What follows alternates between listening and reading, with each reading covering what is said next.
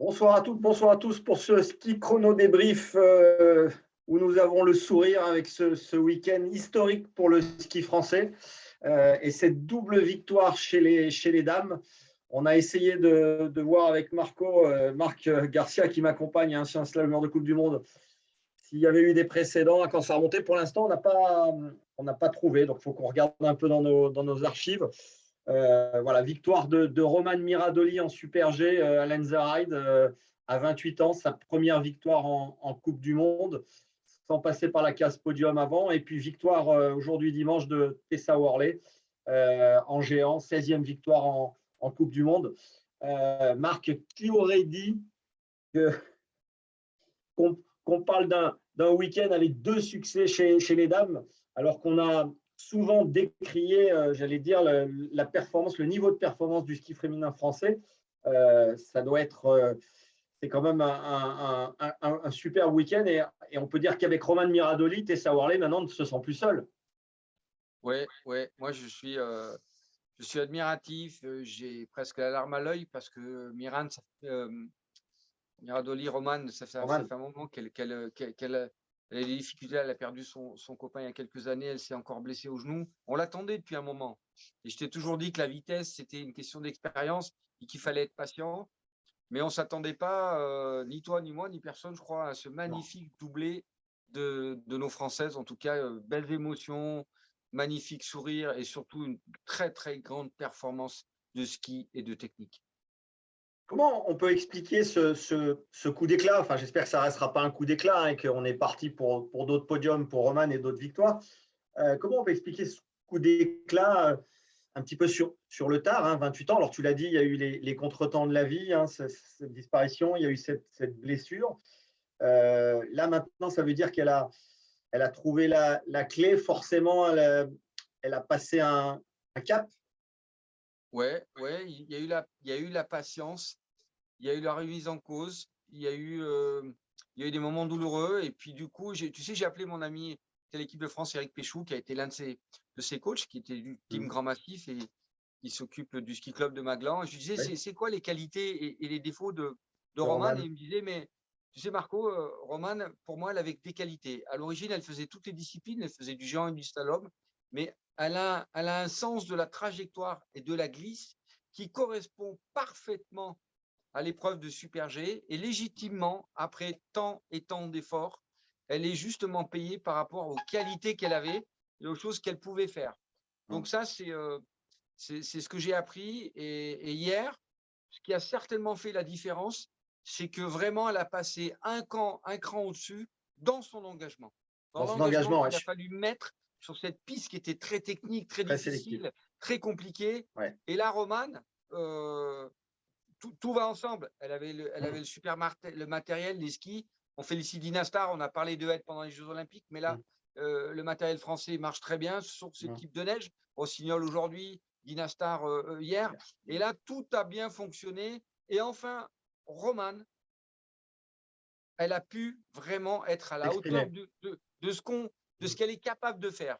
Et là, je pense qu'on l'a encore vu aujourd'hui, elle fait une magnifique 13e place en géant. En géant, oui, elle est sur la confiance là. Oui, c'est. Alors, en parlant d'Éric Péchou, j'aimerais qu'on ait une petite pensée pour John Leduc, un grand coach du ski français qui nous a quittés vendredi matin et qui suivait toutes les courses et qui était toujours à commenter, à analyser et qui se serait régalé ce week-end de voir Roman Miradoli sur la plus haute marche du podium et Tessa Worley. Donc, une petite pensée pour John. Il avait eu Eric Péchou, je crois, dans les skieurs qu'il avait avec Maurice Adret.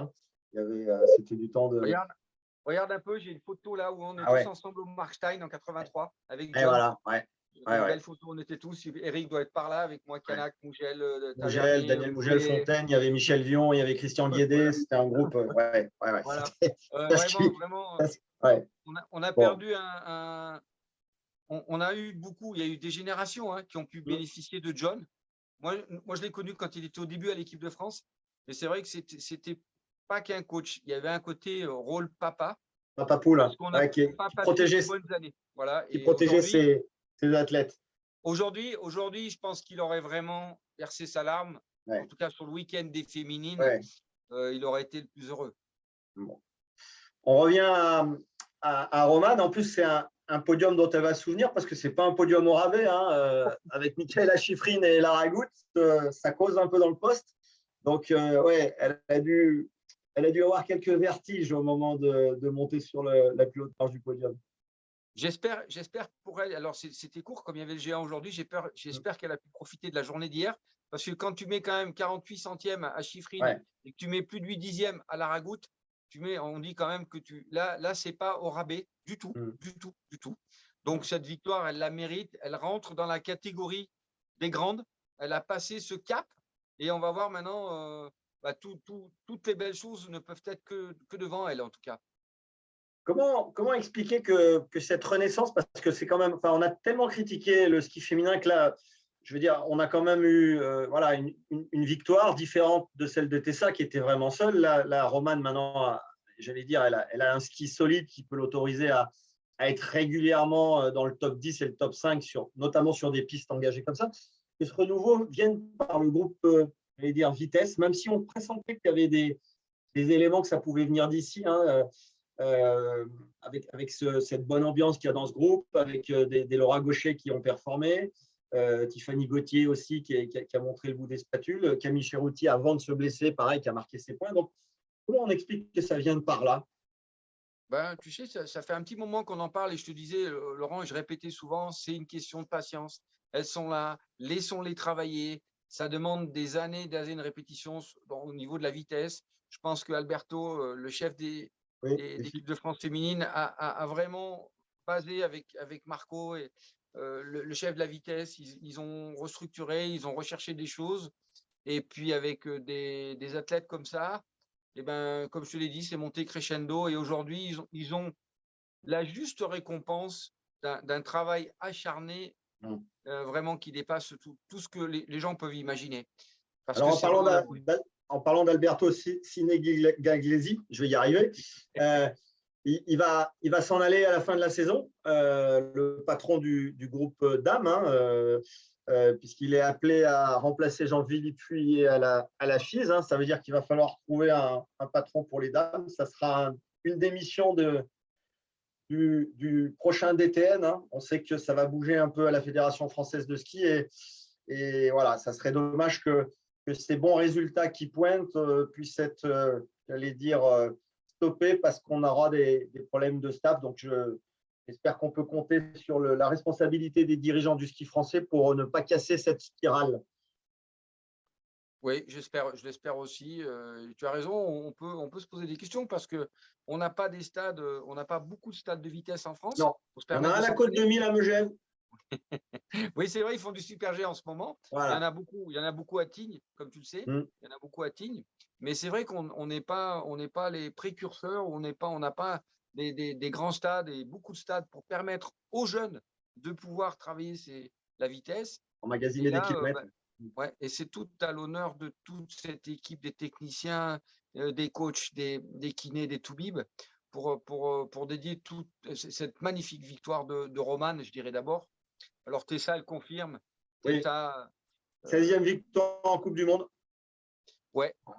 Ah ben là, Tessa, aujourd'hui, la deuxième manche qu'elle nous a claqué. Première manche, elle est là de toute façon, piste technique comme ça. Pas de souci. Elle aime bien cette piste de Lenzerheide de toute façon. Elle avait déjà gagné. Pareil, les Jeux Olympiques sont restés les Jeux Olympiques pour elle. Elle est revenue dans des conditions de préparation et de neige qui lui correspondent mieux. Son matériel chez Ross lui va très très bien là-dessus et je crois que tout a magnifiquement fonctionné aussi pour elle, sachant que la partie aujourd'hui, elle n'a pas été facile avec Schifrin, avec Brignon, Schifrin, Sarah Hector. Oui, il y avait du monde, surtout que elle est toujours en course pour le globe de cristal, donc elle est dauphine de Sarah Hector qui est en tête. Elle a 95 points de retard, mais il reste 2 géants. Donc, c'est tout à fait jouable. Hector peut sortir. Donc, 2 géants, un en Auray le week-end prochain et puis un autre le dernier jour des finales de la Coupe du Monde à Méribel le 20 mars. Donc, ça veut dire qu'on peut être en situation de vivre un beau week-end et une belle journée aussi le dimanche, puisque ça jouera certainement encore le le globe. Comment elle se sert du Super G? Parce qu'on a vu qu'elle avait été aussi assez présente en Super G. Hein. Ça a été la première des skieuses à être en bas, alors qu'il y avait eu du déchet, 5 ou 6 skieuses qui avaient été éliminées. Comment elle continue à se servir du Super G pour, j'allais dire, être à l'aise en géant? C'est vraiment maintenant sa deuxième discipline forte. Oui, on a vu cet hiver qu'elle a toujours été là sur des Super G très techniques. Ça lui correspond évidemment. Le Super G était presque typé Très pour moi technique. aussi très technique, Ouais. ce qui montre la qualité de Roman aussi. Mais pour Tessa, ça fait un moment que je te le dis et je crois que ce qui lui permet, c'est de pouvoir. C'est une fille avec énormément qu'on appelle ça, de vélocité, beaucoup d'agressivité. Et de temps en temps, il est important qu'elle puisse travailler ses longueurs de courbe pour étaler plus cette pression. Et pour avoir un peu cette idée technique de pouvoir être un peu plus calme et de pouvoir plus doser. Et moi, j'ai vu ce deuxième manche avec un étalement de pression nettement supérieur à ce que je l'ai vu faire même ces dernières semaines. Donc, c'est bien. En Super G aussi, le matériel joue beaucoup. Et je crois que là-dessus, il n'y a rien à redire pour elle. Et effectivement, il faut aussi compter maintenant sur Roman, sur Tessa. Et puis Laura, on a aussi vu Laura. Bien sûr. Et il ne faut pas oublier en géant Coralie Frasse-Sombé qui termine 9e. Alors, c'est sûr que quand une Française gagne 9e, ça passe à côté, mais ça veut dire que voilà, elle aussi, elle progresse. Elle sera, on l'imagine, au final à Méribel. Enfin, il reste encore, comme on disait, 2 géants, mais elle est dans une bonne spirale. Donc, ça complète j'allais dire, la belle victoire de Tessa. Et puis, resignaler la très belle performance de Roman Miradoli qui, avec le dossard 55, a pris la qualif 15e et termine 13e, sa meilleure performance en géant et qui va, à mon avis, notamment sur des pistes techniques, en Super G ou en géant, désormais jouer devant. Donc c'est bien pour les filles, ça ramène, comme tu dis, au lieu d'être isolé, surtout on avait un peu été ça isolé, là on revient. Il ne faut pas oublier non plus Clara Direz en géant, mais on a une belle équipe de géantistes avec Roman qui réintègre cette équipe de géants.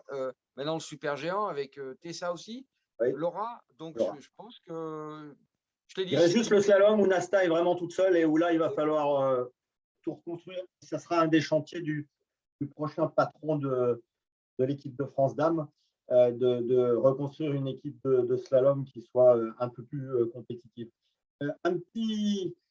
On jette un petit œil sur le classement général de la Coupe du Monde parce que ça a aussi bougé. Elles étaient ex-aequo Shiffrin et Vlhova. Et là, à la faveur d'un beau week-end pour Shiffrin, l'américaine a pris une petite option sur le gros globe de cristal.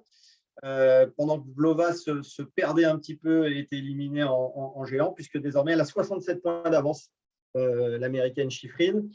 Et je pense que par rapport à ce qu'elle a connu, ça va lui donner un coup de booster pour les dernières épreuves. Il ne restera que de la technique.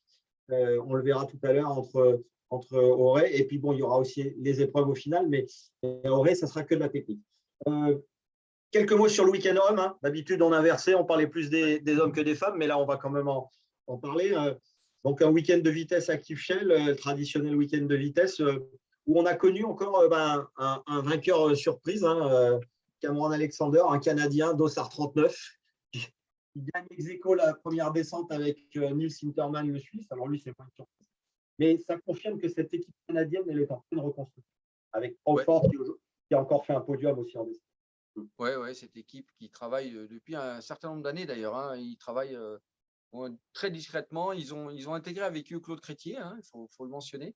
Claude travaille beaucoup avec les Canadiens, un peu plus spécifiquement avec les techniciens, mais il travaille là, il a l'expérience. C'est un gars qui avait fait d'ailleurs, je crois, un podium là-bas en Norvège. On a encore eu la surprise, encore des dossards derrière, avec des conditions de piste. Certes, la visibilité, la luminosité était moins bonne, mais je pense que ça a permis à la neige de s'accélérer un petit peu et les gars qui étaient derrière en ont profité. C'est encore un vainqueur surprise, mais bon, derrière, on voit toujours la solidité de Kildé qui est toujours là. Kildé était là. Samedi, Paris s'est rappelé nos bons souvenirs en remportant la descente. Et puis en Super G, alors, on a assisté au sacre de Kilde, hein, qui a gagné et qui remporte le Globe. Le week-end où Jens Ruud, son compatriote norvégien, tire sa révérence, hein, champion olympique, champion du monde, un grand monsieur du ski, hein, qui va aller élever son enfant tranquillement après avoir, j'allais dire, accompli une superbe carrière. La tradition norvégienne avec Kilde en Super G. Un petit peu sur Odermatt qui n'a pas carburé comme on l'imaginait. Bon, il est vraiment intouchable pour le général, hein, mais Ouais. bon, peut-être qu'il a un contre-coup des Jeux avec cette grosse saison parce qu'il mène plusieurs disciplines. Hein, c'est un extraterrestre non plus, hein, ça reste un homme et il peut avoir un peu de mal à finir parfois la saison. On verra ça sur la suite. Les Bleus nous ont un peu déçus, même si Johan Claret a fait 6e lors de la première descente. Derrière, c'était un petit peu moins bon. En Super G, personne dans le top 15. D'ailleurs, Johan Claret sera le seul Français qualifié pour les finales à Courchevel sur la piste de l'Eclipse. C'est maigre comme bilan. Ouais, c'est plutôt maigre. Moi, je pensais que Blaise avait son Alors, ticket aussi avec Kit. Ça passe pas loin, mais ça passe pas. Il n'est pas dans les 25. Ils ont montré tous individuellement certaines portions des belles choses, mais pas suffisamment de consistance tout l'hiver qui leur permet d'être au départ de ces finales de Coupe du Monde. Effectivement, c'est un regret, mais c'est un bilan lourd par rapport à ce qu'on a pu voir pendant l'hiver, je trouve. Bien sûr, oui. Et puis après, bon, ça n'enlève rien que Johan Claret est vice-champion olympique, hein, et qu'il a fait un podium aussi deuxième à Kitzbühel. Hein, mais voilà, on a presque l'impression qu'il a fait deux courses. Hein, c'est pas tout à fait le cas, mais bon, voilà, il va falloir travailler un peu plus sur la durée pour espérer jouer quelque chose un peu plus. Bon, l'Eclipse, ça sera une découverte pour tout le monde. Il y aura juste Johan Claret avec un dossard. Les autres vont pouvoir la tester, à mon avis, en amont, parce qu'il faut la tester. En ce moment, ils sont en train de voir un peu où les passages un peu peuvent être un peu plus délicats. On peut imaginer qu'il y ait 2 ou 3 descendeurs qui soient aussi mis en ouvreur de cette finale pour pouvoir aussi la disputer dans des conditions de course. Hein. Ça sera une manière de prendre des repères avant les championnats du monde qui se dérouleront en février 2023. J'allais dire, en Super G, on aura un peu plus quand même de monde puisqu'on aura Bélé, Pinturo et Gizendenner. Pour la vitesse, désormais, voilà, c'est terminé. Mais c'est vrai que ce petit coup de moins bien en descente, alors qu'on sait qu'on a des gars, enfin même Musaton n'est pas passé loin hier. Il fait une très belle descente, mais ça ne suffit pas parce qu'en fait, on ne l'a pas tellement vu dans les premières descentes. Donc voilà, il faut travailler un peu plus sur la durée de la saison. Et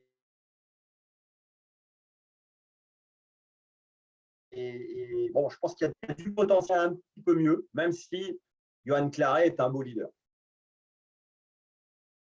Oui, c'est vrai. J'ai eu Bruno Tueur au téléphone il n'y a pas si longtemps que ça. Il m'expliquait que, alors ça ne va pas être que le groupe Coupe d'Europe, mais les gars de Coupe du Monde qui ne sont pas pour les finales, qualifiés, vont pouvoir la faire. Programme, seront là, ils vont faire des entraînements. Je crois qu'ils vont attaquer déjà le samedi, le dimanche et le lundi pour permettre justement de tester cette piste et puis d'ici acclimater. Donc, je dirais l'armada française va profiter de pouvoir travailler sur ce type de piste et que ce soit bénéfique. Et on espère faire vraiment voir de belles finales parce qu'il ne faut pas oublier que de l'autre côté, il y aura aussi les filles qui seront présentes bien sûr pour la vitesse. Non, les filles seront sur l'Eclipse aussi, hein, Marc. Oui. Les filles seront sur l'Eclipse, puisque c'est après pour les championnats du monde où les filles seront à Miribel et les hommes à Courchevel. Mais là, tout le monde sera sur l'Eclipse pour la vitesse et on basculera sur Miribel pour les épreuves techniques. Avant ce week-end, enfin cette semaine de finale qui aura lieu du 16 au 20 mars, nous aurons encore un week-end, j'allais dire, placé sous le signe de la technique, avec pour les femmes à Auray un géant et un slalom, un géant où Tessa jouera encore gros. Et les hommes auront, eux, une étape, un double géant à Kranjska-Gora, où on reverra, j'allais dire, Alexis Pinturo sur un terrain qui affectionne, en sachant qu'il y aura mardi un slalom en nocturne homme à Flarao, où on espère que Clément Noël illuminera de toute sa classe cette épreuve. Voilà. Marc, je te propose qu'on se retrouve la semaine prochaine pour un bilan de cette dernière étape de Coupe du Monde avant les finales et on pourra faire on se projettera déjà sur les finales pour voir quels seront les Français à suivre et les enjeux liés au globe et au petit globe des spécialités. Avec grand plaisir, Laurent. OK. Eh ben, bonne semaine à tous, bonne semaine à toi. Merci, merci. Bye bye.